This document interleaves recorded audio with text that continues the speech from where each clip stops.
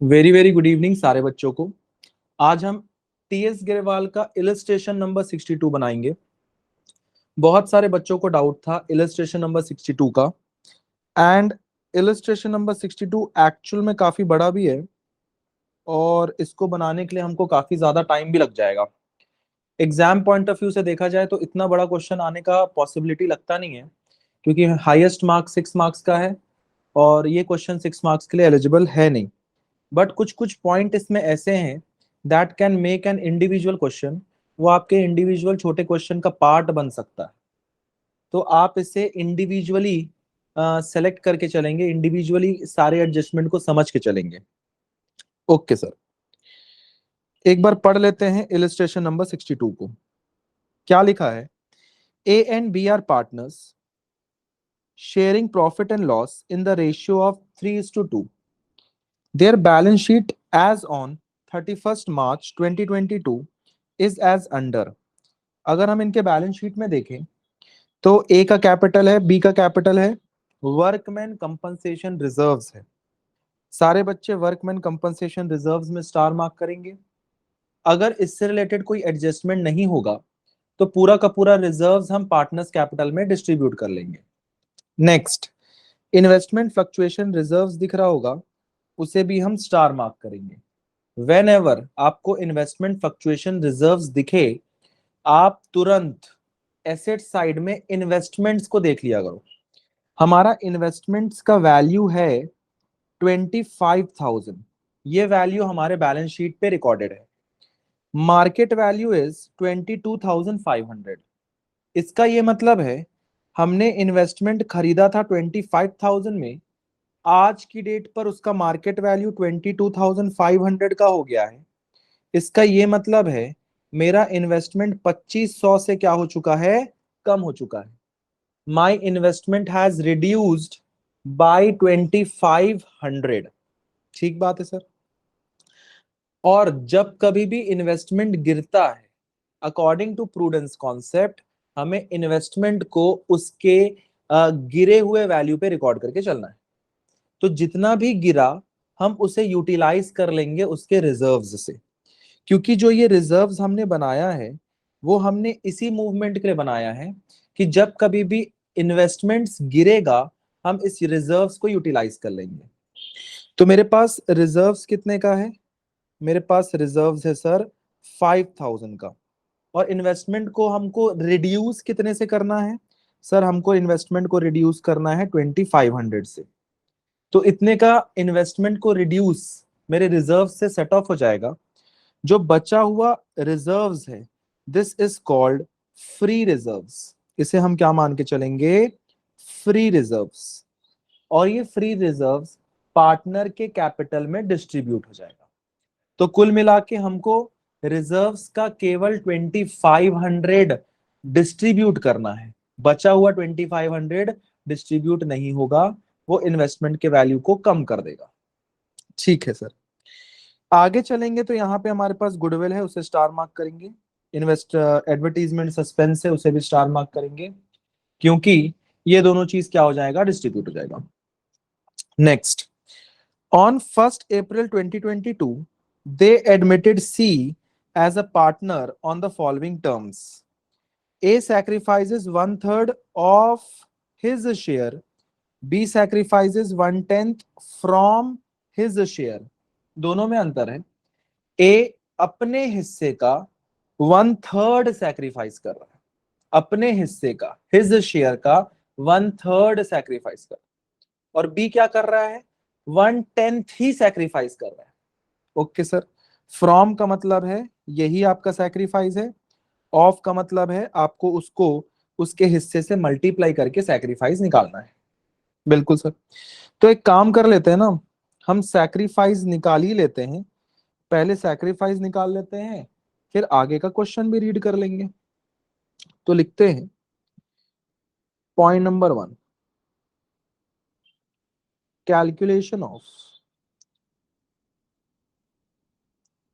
Sacrificing ratio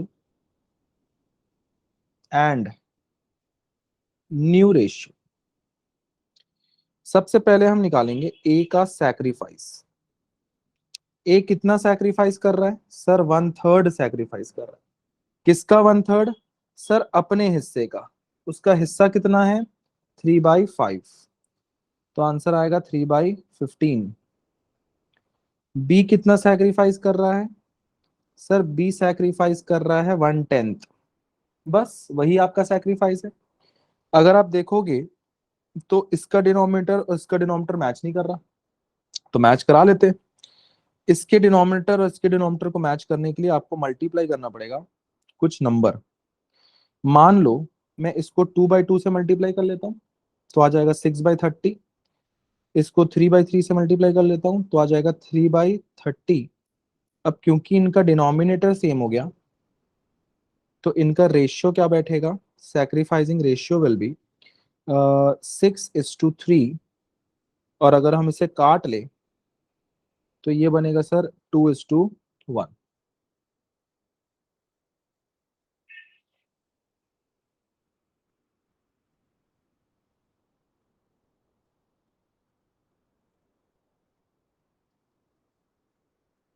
next,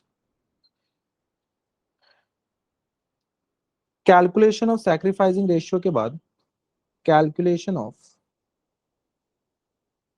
new ratio निकाल लेते हैं। सबसे पहले हम ए का न्यू रेशियो निकालेंगे। कैसे निकलेगा ए का new ratio? Sir old ratio में से सैक्रिफाइस को माइनस कर दो। सैक्रिफाइस माइनस करना है, सैक्रिफाइसिंग रेशियो नहीं। याद रखना, हमेशा सैक्रिफाइस माइनस करते हैं। ए का ओल्ड रेशियो इज 3/5 माइनस ए का सैक्रिफाइस कितना है? सर 6/30। एलसीएम निकाल लेंगे क्रॉस मल्टीप्लाई करके।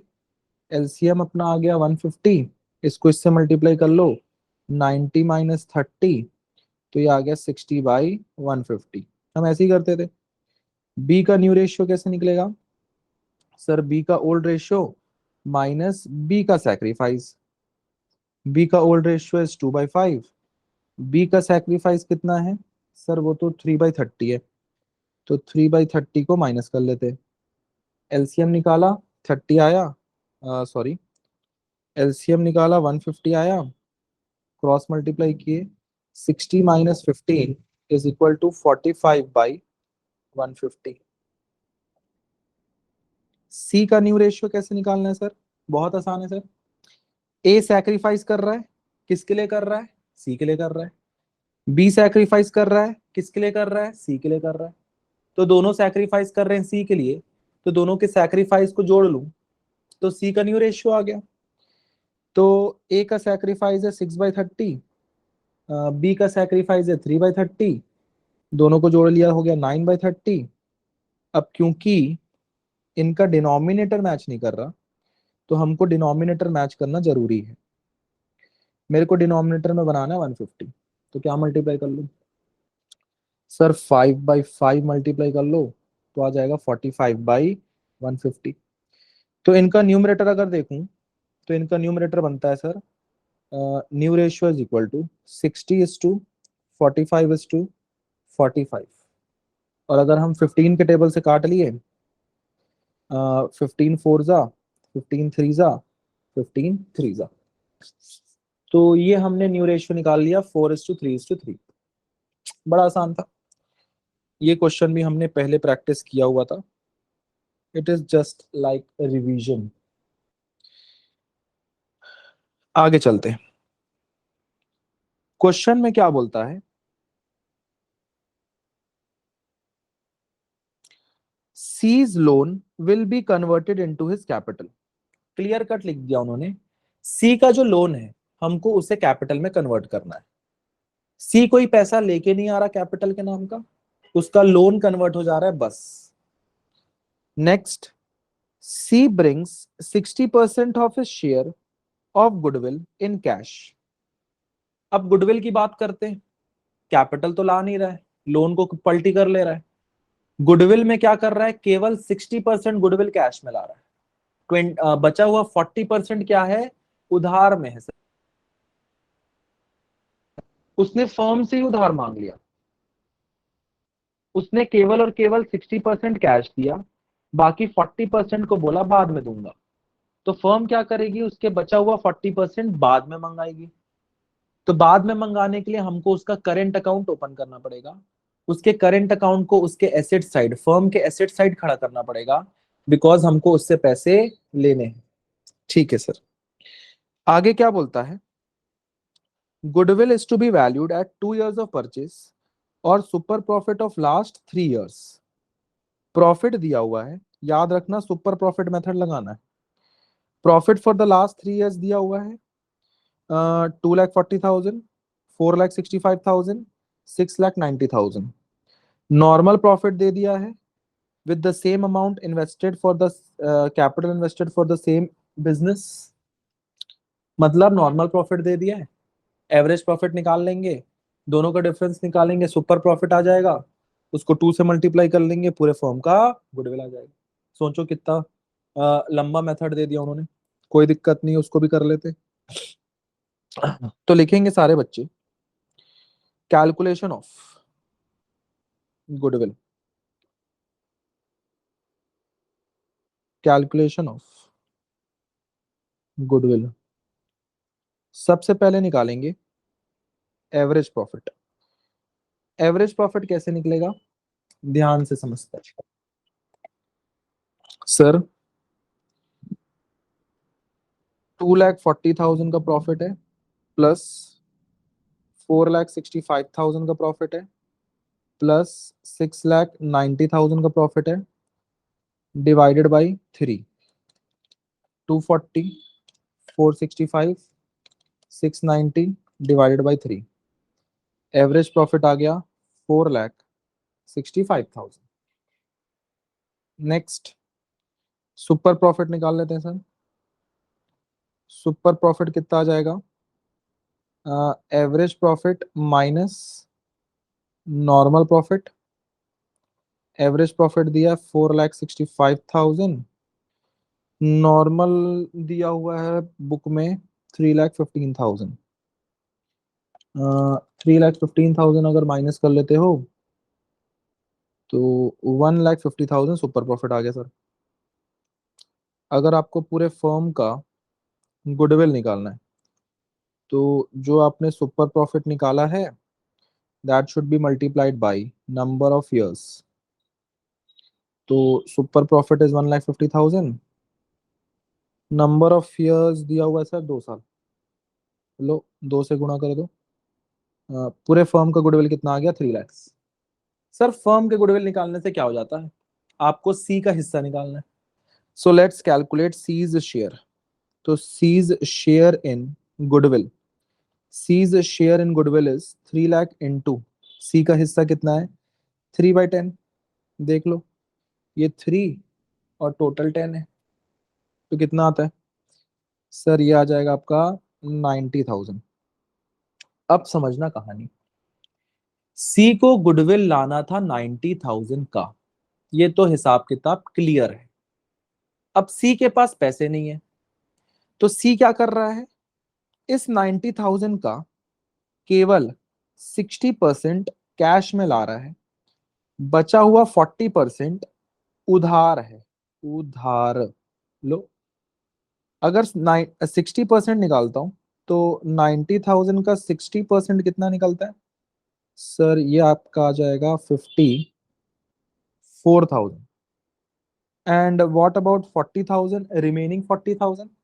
सर 90,000 का 40% निकाल लेते हैं सर, ये लो 40% विल बी 36,000। इसका ये मतलब है 54,000 is bought in cash and 36,000 that belongs to 40% is उधार। उधार मतलब क्रेडिट सर। तो इसकी एंट्री क्या होगी, कैपिटल की भी एंट्री मारनी, गुडविल की भी एंट्री मारनी, तो मार लेते फटाफट। पहली एंट्री, सर सी का जो लोन है ना, C's loan account debit to C's capital. हम क्या करेंगे, उसका जो लोन है 1,50,000 का, उसको पहले उसके कैपिटल में पलटी कर लेते हैं, सीधा सीधा बात। नरेशन लिख लेते हैं, being loan transfer to capital, जैसा क्वेश्चन बोला। सेकेंड एंट्री, गुडविल का पैसा, तो cash account debit, C's current account debit to premium for goodwill. Cash लाया है सर 54,000, उधार में है सर 36,000, टोटल गुडविल लाना था उसको 90,000। Being share of goodwill bought in cash and through current account. Next, third entry, goodwill का पैसा क्या करेंगे सर, प्रीमियम फॉर गुडविल को हम डेबिट करेंगे और उसे डिस्ट्रीब्यूट कर देंगे बिटवीन सैक्रिफाइजर्स, जो कि ए और बी हैं। किस रेशियो में सैक्रिफाइस कर रहे थे भैया, वो भूल गए सर, एक सेकंड रुक जाओ। 2:1 में है सर, ठीक, 2:1 में सैक्रिफाइस कर रहे हैं। 90,000 को 2:1 में बांट दिया, 60,000, 30,000। सर यहां तक तो कोई दिक्कत नहीं है। पहली एंट्री, लोन को कैपिटल में कन्वर्ट कर लो। दूसरी एंट्री, प्रीमियम फॉर गुडविल को मंगा लो। अब थोड़ा सा कैश में है, थोड़ा सा करंट अकाउंट में, क्या दिक्कत है, लिख लेता हूं यहाँ पे 60% कैश में है और 40% करंट अकाउंट में। और थर्ड एंट्री है सर, प्रीमियम फॉर गुडविल को डिस्ट्रीब्यूट कर लो ए और बी में। इसका नरेशन भी लिख लो, being goodwill distributed in sacrificing ratio. आगे पढ़ लेते हैं क्वेश्चन में, आगे भी बहुत सारी कहानियां हैं। आगे क्या बोलता है, land and building was found under valued, land और बिल्डिंग अंडर वैल्यूड था तो बढ़ा देंगे इतने से। Stock was found over valued, stock over valued था, कम कर देंगे इतने से। प्रोविजन क्रिएट करना है 5% डेटर का, ठीक। आगे क्या बोलता है, a claim on account of workman compensation is 5,000। Workman compensation का जो क्लेम है, कितने का क्लेम है, 5,000 का क्लेम है। अगर आप ऊपर देखेंगे, सो माई रिजर्व्स इज ऑफ 10,000। अगर रिजर्व्स 10,000 का है और क्लेम 5,000 का है, तो हमें 5,000 का रिजर्व्स क्लेम के लिए रोक के रखना है और बाकी रिमेनिंग रिजर्व्स, रिमेनिंग कितना रिजर्व्स है सर, वो भी 5,000 का ही है, वो हम डिस्ट्रीब्यूट कर देंगे बिटवीन पार्टनर्स, ठीक है सर। आगे क्या बोलता है, अ debtor whose dues of 25,000 were written off as bad debts। ध्यान से समझना, एक डेटर था जिसका ड्यू था 25,000 का, हमने उसे राइट ऑफ कर दिया है, मतलब हमने उसे अपने बुक से हटा दिया है। क्यों हटाया था, क्योंकि वो बैड डेट्स हो गया था। अब अचानक से वो 20,000 हमको दे रहा है इन फुल सेटलमेंट। अगर वो हमारे बुक से हट चुका था तो एक प्रकार से ये अनरिकॉर्डेड एसेट है। This is an unrecorded asset of ₹20,000 only. 25,000 से हमको कोई मतलब नहीं है भैया, 25,000 हमारे बुक से हट चुका है। फिर से सुनना, a debtor whose dues is 25,000 were written off as bad debts, हमारे बुक से हट चुका था एज बैड डेट्स, मतलब हमारे डेटर में वो नहीं है, वो हट चुका है। अब वो अचानक से 20,000 देने के लिए रेडी हो गया। अगर वो हमसे 20,000 देने के लिए रेडी हो गया, इसका ये मतलब है this is my total gain, ये मेरे लिए फायदा हो गया, एक प्रकार से अनरिकॉर्डेड एसेट हो गया। बिल्कुल सर, तो इतने से मेरा कैश बढ़ जाएगा, भाई कैश दे रहा है ना, तो कैश बढ़ जाएगा। और ये कैश को हम बढ़ाएंगे कहां से? Using revaluation. हमको रीवैल्यूएशन को यूज करना है और इस कैश को बढ़ाना है। इसकी एंट्री क्या होगी? एक बार एंट्री के बारे में डिस्कस कर लेते हैं। सर पैसे हमको मिल रहे हैं तो हम एंट्री करेंगे cash account debit to revaluation ₹20,000।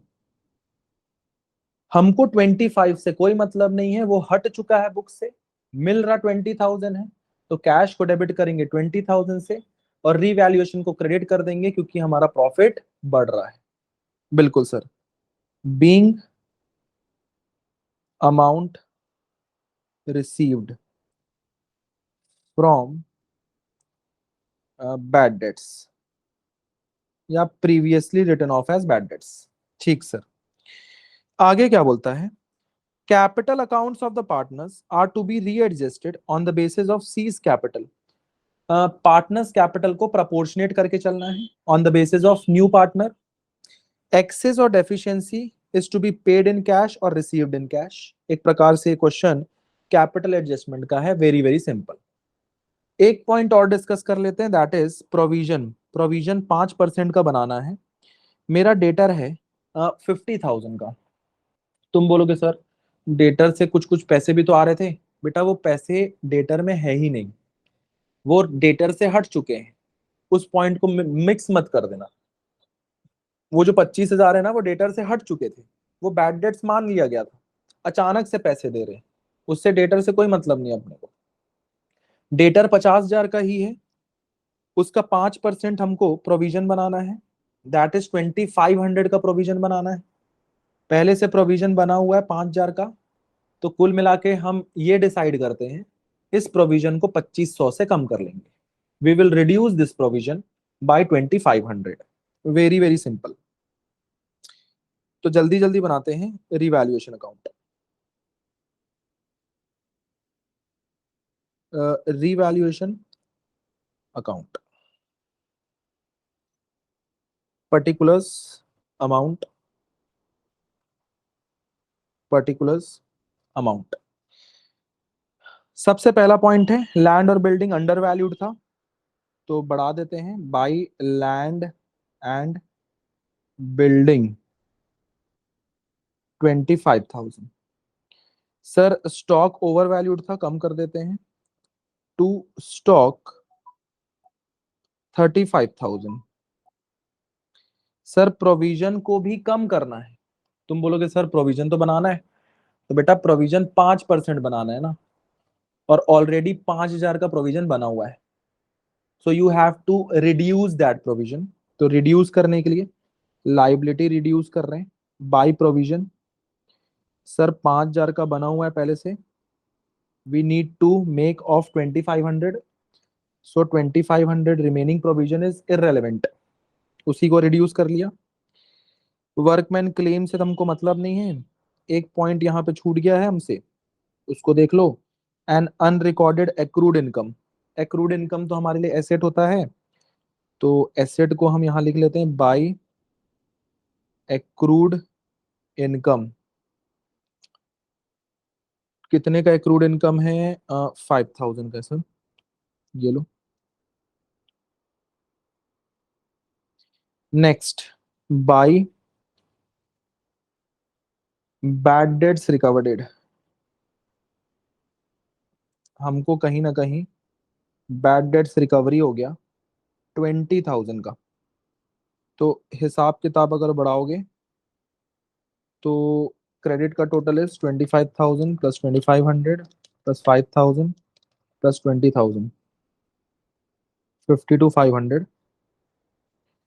Debit का टोटल भी 52,500 बनाना है, तो टू रिवैल्यूएशन या पार्टनर्स कैपिटल लिख लेता हूँ, टू पार्टनर्स कैपिटल ब्रैकेट में प्रॉफिट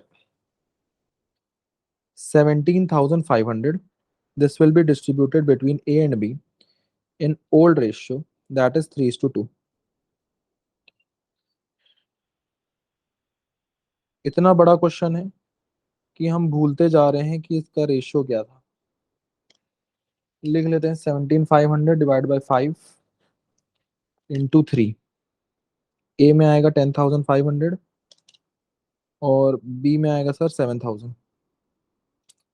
अब इतनी मेहनत करके हमने बनाया है, तो क्यों ना हम एक पार्टनर्स कैपिटल अकाउंट भी बना लेते हैं। बनाओ partners capital account. Particulars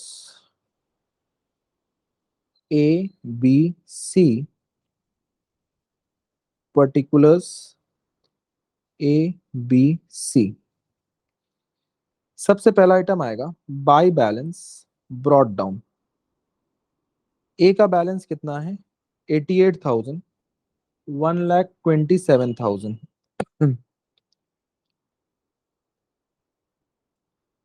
88,000, 1,27,000 bye seize loan. Cash तो ला नहीं रहा है, सी का लोन पलटी हो रहा है 1,50,000। Sir by premium for goodwill. कितना प्रीमियम फॉर गुडविल बटा है बताओ थर्ड एंट्री में, ए और बी में? 60,000 एंड 30,000। ए के कॉलम में 60,000, बी के कॉलम में 30,000। Next by revaluation profit. 10,500, 7,000। Sir बहुत सारे ना पुराने आइटम है। पुराने आइटम में क्या क्या हमारे पास? वर्कमैन कंपनसेशन जो इररेलेवेंट है, 5,000 का क्लेम है, उतना रोक लो। इररेलेवेंट है, फ्री रिजर्व्स है 5,000 का, तो डिस्ट्रीब्यूट कर लेते हैं by WCR 10,000 minus 5,000। Free reserves है 5,000 का, उसे हम 3:2 में बांटेंगे। तो ए में आएगा 3,000, बी में आएगा 2,000। Sir by investment fluctuation reserves. Investment fluctuation reserves है हमारे पास 5,000 का, जिसमें से हम यूटिलाइज करेंगे ओनली 2,500। तो फ्री रिजर्व्स कितना है? 5,000 माइनस 2,500, बचेगा 2,500, उसको 3:2 में बांट देंगे तो 1,000 आ जाएगा एंड 1,500 आ जाएगा। सर पुराना गुडविल है, टू गुडविल। कितने का गुडविल है? 5,000 और एडवर्टीजमेंट सस्पेंस भी 5,000। तो ये 3,000 आ गया, ये 2,000 आ गया। To advertisement suspense, that will be also 3,000 and 2,000 respectively. हमने लगभग सारा आइटम डाल दिया है। ओपनिंग बैलेंस डाल दिया, कैपिटल डाल दिया, गुडविल डाल दिया, रिवैल्यूएशन डाल दिया, पुराना वर्कमैन बांट दिया, बचा हुआ पुराना इन्वेस्टमेंट बचा हुआ बांट दिया, गुडविल बांट दिया, एडवर्टीजमेंट बांट दिया, सब बांट दिया। अब बचता है कैपिटल एडजस्टमेंट। 3 लाइन छोड़ के टोटल करेंगे बोथ साइड। हमको कैपिटल एडजस्ट करना है on the basis of new partner, तो लिखेंगे वर्किंग। सी का कैपिटल है कितने का? सर सी का capital is 1,50,000। It is for 3/10 share. अगर मुझे पूरे फर्म का कैपिटल निकालना है तो बहुत सिंपल है सर, 1,50,000 को आप मल्टीप्लाई कर लो 10/3 से, so my answer will be 5 lakhs। इसे हम बांट देंगे to be distributed between A B and C in new ratio, that is 4:3:3। तो ए का हिस्सा कितना आएगा? Sir 5 lakh into 4/10। बी का हिस्सा कितना आएगा? Sir 5 lakh into 3/10। सर सी का हिस्सा कितना आएगा? सर 5 लाख इंटू 3/10, ये आ जाएगा सर ए में 2 लैक्स, बी में 1,50,000, सी में 1,50,000। लिखेंगे टू बैलेंस कैरिड डाउन। ए में 2 लाख का बैलेंस, बी में 1,50,000, सी में 1,50,000। नेक्स्ट, अब अगर हम अकाउंट को बैलेंस करने जाएंगे तो मेरे पास कैश बैलेंसिंग फिगर निकलेगा। ए के डेबिट का टोटल इज 2,06,000, बी का डेबिट का टोटल इज 1,54,000, सी का है 1,50,000। ए के क्रेडिट का टोटल है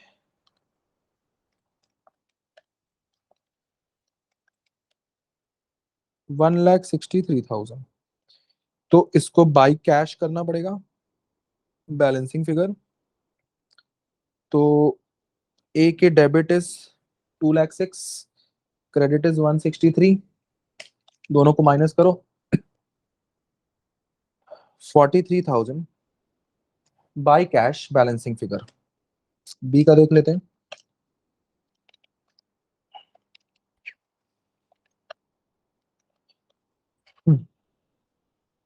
सर बी के क्रेडिट का टोटल 1,67,000 है। 154 हो रहा है, यहाँ 167 हो रहा है, ज्यादा हो गया, तो to cash balancing figure. B का आ जाएगा सर, माइनस करूंगा तो 13,000। तो कहीं ना कहीं ए को पैसा लाना पड़ेगा बाई कैश, और बी को पैसा देना पड़ेगा टू कैश। अब एक काम करते हैं, एक कैश अकाउंट भी बना ही लेते हैं। Particulars, amount, particulars, amount. सबसे पहला item, to balance brought down. पुराना कैश हमारे पास कितने का है? 1,25,000। 1,25,000 टू सी का कैपिटल। सर कैपिटल कैश में तो आ नहीं रहा है, हटा दो। To premium for goodwill, goodwill का पैसा केवल 54,000 कैश में आ रहा है, ठीक। To S capital, sir A capital लेके आएगा 43,000 का जो हमने बनाया। सर ऐसे में तो बी लेके भी तो जाएगा, तो लिखते हैं बाय बीस कैपिटल। बी लेके कितना जा रहा है? 13,000। नेक्स्ट, सर एक बैड डेट रिकवर्ड हुआ था, पैसे आए थे। To bad debt रिकवर्डेड,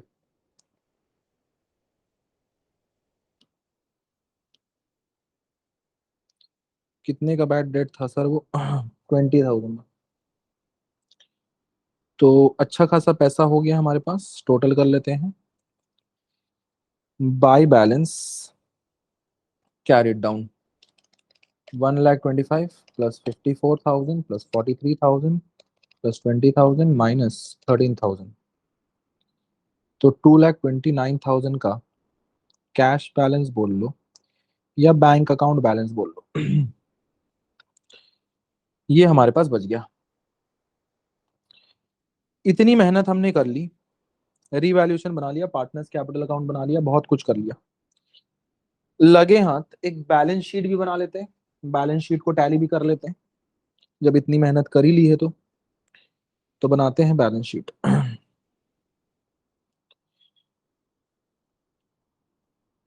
balance sheet after admission liabilities amount, asset amount. Liabilities में सबसे पहले लिखेंगे पार्टनर्स कैपिटल, ए का, बी का, सी का, ये तो मुझे याद है। कैरिड डाउन 1,50,000, 1,50,000, पूरे फर्म का कैपिटल 5 लाख का आ रहा था। लाइबिलिटी साइड में हमारे पास क्या क्या आएगा? वर्कमैन कंपनसेशन बढ़ गया है, बट उसके जगह में क्लेम आएगा।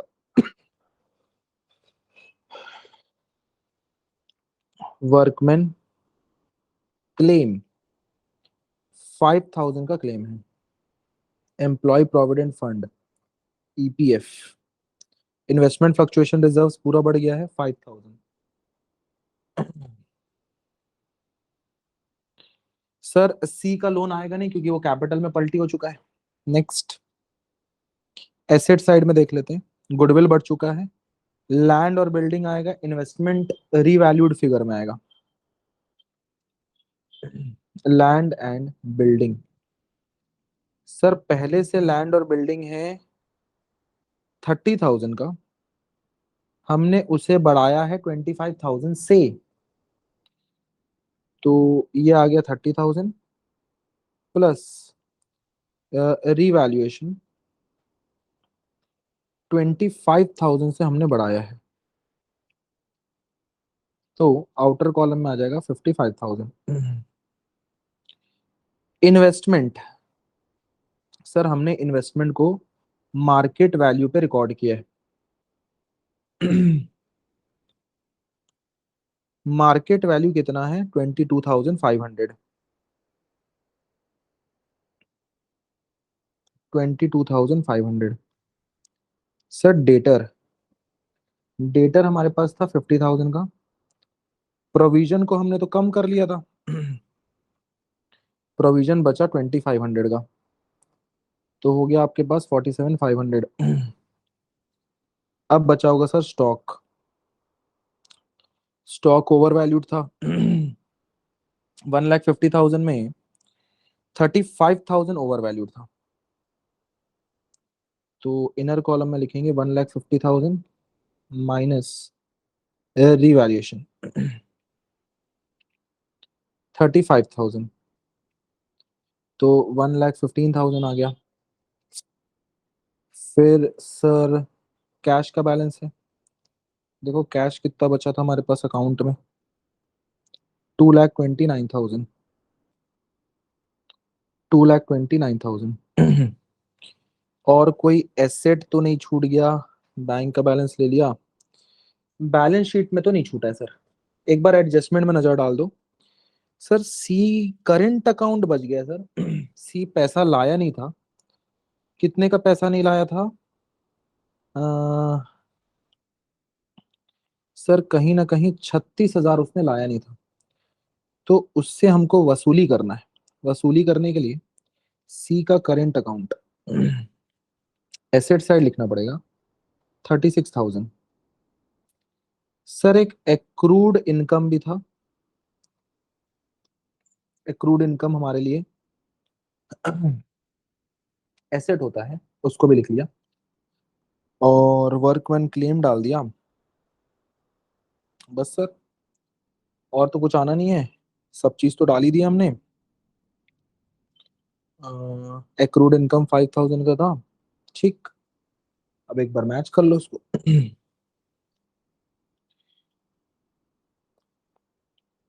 लाइबिलिटी का टोटल कितना आता है? 5,10,000। एसेट का टोटल कितना आता है?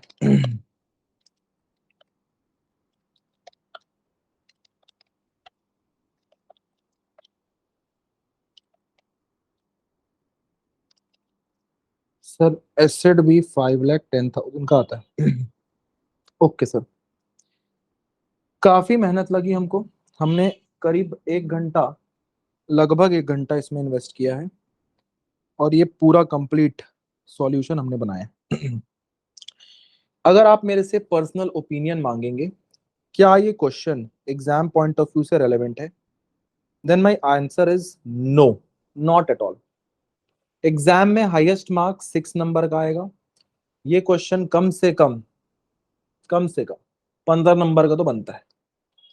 तो ये क्वेश्चन बिल्कुल भी रेलेवेंट नहीं है, बट इससे रिलेटेड जो एडजस्टमेंट है और उसके इफेक्ट्स हैं वो आपको बिल्कुल पता होना चाहिए, क्योंकि उससे एक दो एडजस्टमेंट्स उठाए जा सकते हैं, और ये एडजस्टमेंट्स कहीं ना कहीं छोटे फॉर्म में, छोटे क्वेश्चन में, 6 मार्क्स के क्वेश्चन में इनकॉर्पोरेट करके दे सकते हैं। तो ये क्वेश्चन आपको कहीं ना कहीं हेल्प करेगा फॉर एडजस्टमेंट पर्पस।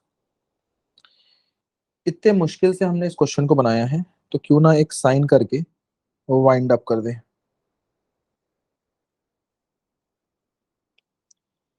तो फिर आज के लिए इतना ही है, मिलते हैं नेक्स्ट क्लास। Bye bye.